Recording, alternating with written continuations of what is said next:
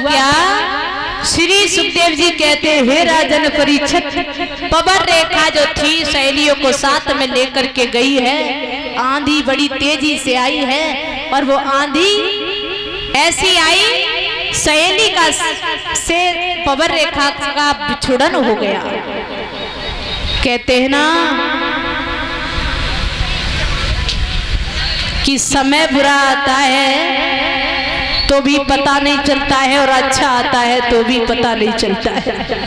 अकेली रह गई रानी, उस वन के बीच में चिल्लाने लगी है, शेर भेड़ियों की आवाज आ रही है। रानी कहने लगी बचाओ बचाओ। तो उस जंगल में एक दुर्मलक नाम का राक्षस रहता था। उसने सोच लिया कि रानी अकेली है, पतिव्रता नारी है, अगर अपने वेश में जाऊंगा तो पतिव्रत धर्म से नष्ट कर देगी, मुझे जला करके भस्म कर देगी। उस पापी ने उग्रसेन का रूप बना करके रानी के पास में पहुंचा। अब बोला, हे रानी, आप रुदन मचा रही है, इस प्रकार से इस रुदन को छोड़ो। कि हे रानी रुदन छोड़ो, हाजुर है तेरा रखवारा, और मेरे सामने कौन देख वो बहुत बड़ा है मतवारा। कौन सा ऐसा शेर भेड़िया, कौन सा पुरुष वीर बलवान है जो आपके सामने कोई आ नहीं सकता, क्योंकि मैं आपके सामने खड़ा हूँ। बड़ी बड़ी बातें करने लगा। पवन रेखा ने विचार किया, मैं अपने पति को घर पर छोड़ के आई हूँ। उसने ध्यान नहीं दिया, उस पापी ने पति की शरीर का, पति का भेष बना करके उस पतिव्रत नारी का धर्म नष्ट कर दिया।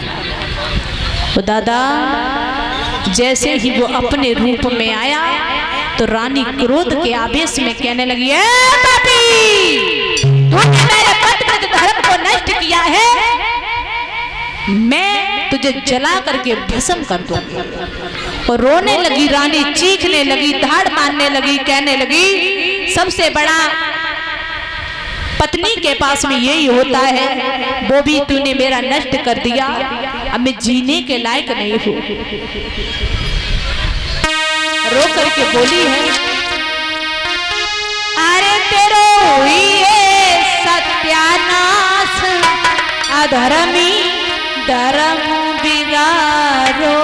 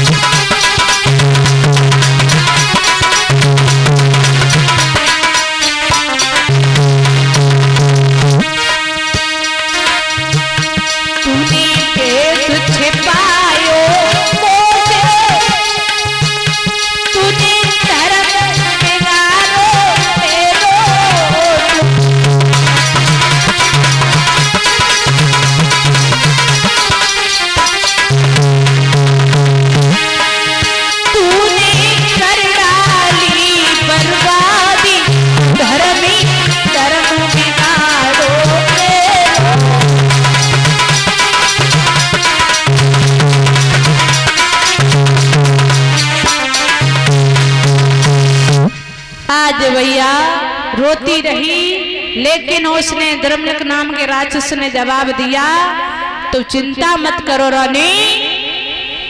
इधर तो वो क्रोध में वैसे भरी थी, इधर उसने एक बात कही कि देखो आप चिंता की बात मत करो, जो भी होता है वो विधि की विधान की लीला के हिसाब से होता है।